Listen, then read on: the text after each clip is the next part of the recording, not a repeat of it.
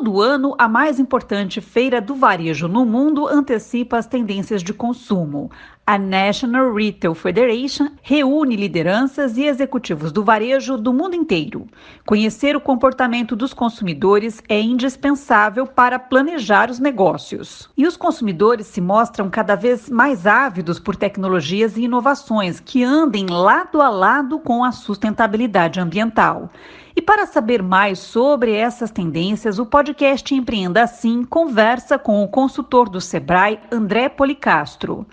André, quais as tendências para 2023 no mundo do varejo? Esse mundo ele é dividido em microtendências e macrotendências.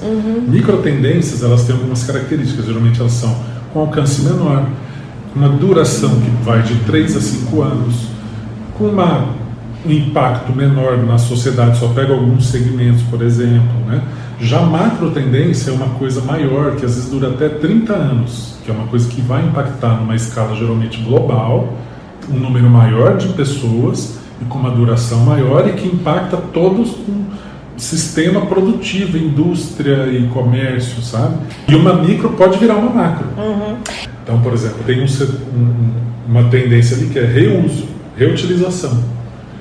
Então, reutilização é uma coisa ampla pra caramba. Você pode reutilizar água, você pode reutilizar material construtivo para fazer a sua empresa, sua sede. Você pode pegar material de outra origem, transformar em produto e vender. Sabe assim? Então, faz sentido isso aí que você falou. Realmente as coisas vão mudando conforme o quê? Conforme a sociedade vai mudando, né? E as tendências surgem como, né, Osângela, dentro de tudo isso que você está falando. Nessa questão aí, geralmente é uma pirâmide, né? Então a gente chama de uma pirâmide de surgimento de tendências, que geralmente no topo da pirâmide estão poucas empresas e poucas cabeças que são criadores de tendências, grifes de moda, empresas de tecnologia, etc. No meio da pirâmide estão celebridades e hoje também os influenciadores, e na base da pirâmide o público em geral e nichos dentro do público, tribos, né? Tá? E as tendências elas podem acontecer de 3 formas: vir de cima para baixo, então, sei lá, a Apple lança um celular tal, aí os influenciadores usam e influenciam as pessoas e a massa adota aquilo. Esse é um jeito. Outro jeito, de baixo para cima, tribos, geralmente grupinhos dentro da nossa sociedade, usam alguma coisa ou fazem alguma coisa, tipo veganismo, sabe? Aí as empresas lá em cima percebem e falam: opa, isso é uma coisa legal, quero fazer coisas nesse sentido para que a sociedade em geral adote essa tendência. Aí ela joga para baixo de novo. E existe também um jeito que é todo mundo ao mesmo tempo, chama trickle across, que é uma outra forma de se criar tendências, que é a indústria e as empresas lá em cima, os influenciadores e celebridades e a população em geral. Todo mundo meio que junto, entrando numa onda, em algum assunto, e daí isso cria um mercado, cria produtos, cria serviços, cria negócios.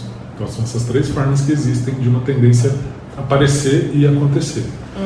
Dentro daquela coisa de macro e micro que eu te falei. Uma micro, às vezes surge como micro, e daí uma empresa percebe e fala: eu vou lançar uma marca disso. Aí ela lança, joga para baixo e ok, a sociedade aceita, acolhe e se torna uma coisa de maior duração, de maior escala e etc. Já se torna uma macro tendência daí. O Sebrae elaborou um guia de tendências para pequenas empresas com base no evento NRF. Soluções que estão sendo aplicadas lá fora e muitas vezes por grandes empresas são aplicáveis por pequenas empresas daqui? A tendência é muito inspiracional, não é copia e cola.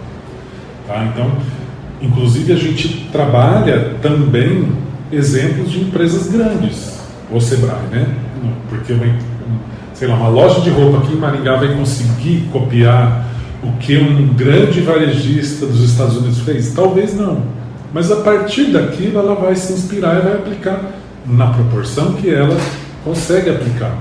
E outra coisa, é importante que se olhe outros setores também nesse mercado de tendências. Para você ter ideias, inclusive a recomendação que a gente dá é: não seja aquele super especialista, sei lá, você tem uma loja de roupa, só moda. Não. O que um banco está fazendo de legal?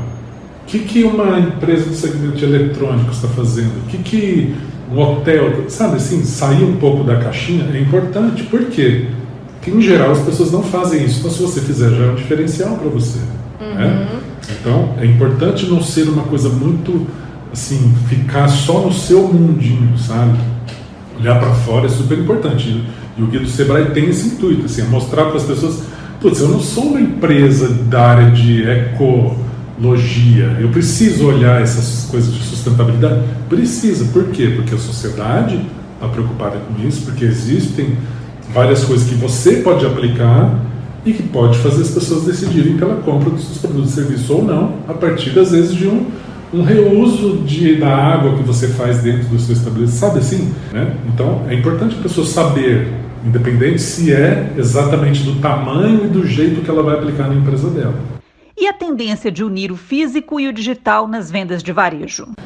Compras virtuais e experiências reais.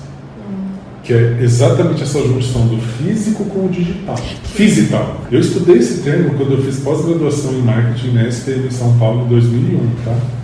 Esse termo é antigo, não é de agora, mas ele está mais em prática do que nunca, né? Que é exatamente assim, as pessoas querem comprar online, e é um hábito novo das pessoas, ok?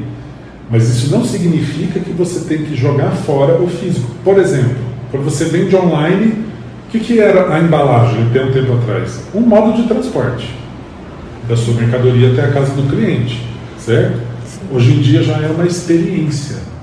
Então, por exemplo, pegar um caso da Havaianas. A Havaianas, recentemente, lá no site da Havaianas, se você entrar, ela criou uma caixa para a entrega dos produtos, das compras que a gente faz ali, que você vira ela do avesso, ela vira um item de decoração e que você pode reaproveitar para várias coisas, para colocar seus acessórios de bijuterias, para plantar uma planta, para pôr na decoração do seu quarto, não sei o quê. Essa questão de pensar em juntar esse modo de vida das pessoas que hoje é muito digital com contatos físicos que a pessoa naturalmente vai ter com a sua empresa, o que você pode promover. E aí, para uma pequena empresa, o que isso pode impactar também, por exemplo? Isso é uma coisa que eu falo muito, eu sou consultor do Sebrae, além de palestrante, né? Então, assim, pense na sua empresa não mais como um ponto de venda apenas. Pense como um ponto de transmissão de conceitos para o cliente, sabe assim? Aquela coisa, por exemplo, de realizar eventos ali de vez em quando, até para atrair o cliente. A maioria das minhas vendas hoje é online, beleza, mas será que não era legal ali até a sua loja uma vez por mês, uma vez a cada 2, 3 meses? Para um happy hour, É mais ou menos por aí que o varejo ele pode também caminhar.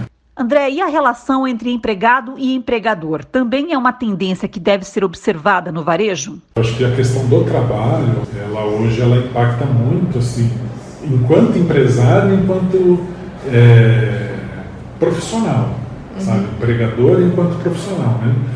Porque as pessoas hoje, elas sabem também do que o mundo oferece, né? Então, sei lá, você ter aquele seu funcionário que não tem outra opção na vida, hoje em dia não existe mais. Se o cara fizer um curso de inglês e quiser trabalhar para uma empresa pela internet, ele consegue, sabe? E o seu cliente é a mesma coisa. Então, as tendências elas se entrelaçam, elas se juntam, né? Então, esse consumo das coisas no digital, por exemplo, esses nômades digitais, o cara trabalha, de um hostel lá em Lisboa para uma empresa aqui no Brasil. Pode ser a sua, sei lá. Né? Então, como é que vai ser a parte de gestão disso, né? Como é que vai ser a questão de benefícios, como é que vai ser questão de contratação, sabe assim, essas coisas práticas? É isso que a gente é obrigado a pensar hoje em dia, sabe? Né? E também, assim, a ressignificação do relacionamento empresa e empregado, né? As pessoas antigamente elas ficavam muito na empresa por conta do salário. Hoje em dia, talvez, se você ficar só nisso, você está com uma ligação muito fraca com o seu funcionário, né? Então, pensar em coisas, poxa, mostre os seus valores internamente também, até para aquelas pessoas que acreditam nos seus valores, estejam junto a você e aceitem continuar com você por um maior tempo. Né? Outra coisa que é legal também nesse mundo do trabalho, que a gente detectou aí, que ninguém nasce pronto. É muito comum, até clientes que eu atendo, André, me ajuda a contratar o funcionário tal, porque a mão de obra está difícil. É uma coisa normal no mundo das empresas, hoje a gente escuta isso do empresário, né? Mão de obra está super difícil. Talvez você esteja procurando errado, porque você está procurando um cara pronto, disponível no mercado. Você concorda que se ele tivesse pronto e fosse bom, ele não estaria mesmo disponível no mercado? Então você está procurando uma coisa que não tem. O que você pode fazer e que dá trabalho, mas é o que acaba acontecendo a maioria das vezes. Pega alguém que tem brilho no olho, que vai te ajudar, e você sabe que é uma pessoa afim de aprender, e cresça junto com ela dentro daquela necessidade que você tem para aquela vaga, para aquela ocupação que você precisa de alguém. Ela vai meio que aprender com você. Ah, mas daí eu ensino tudo, a pessoa sai daqui a 6 meses? Pode acontecer, faz parte. O podcast Empreenda Assim conversou com o consultor do Sebrae, André Policastro, sobre tendências no varejo para 2023. Obrigada, ouvinte e associado, por acompanhar o podcast Empreenda Assim. Até a próxima.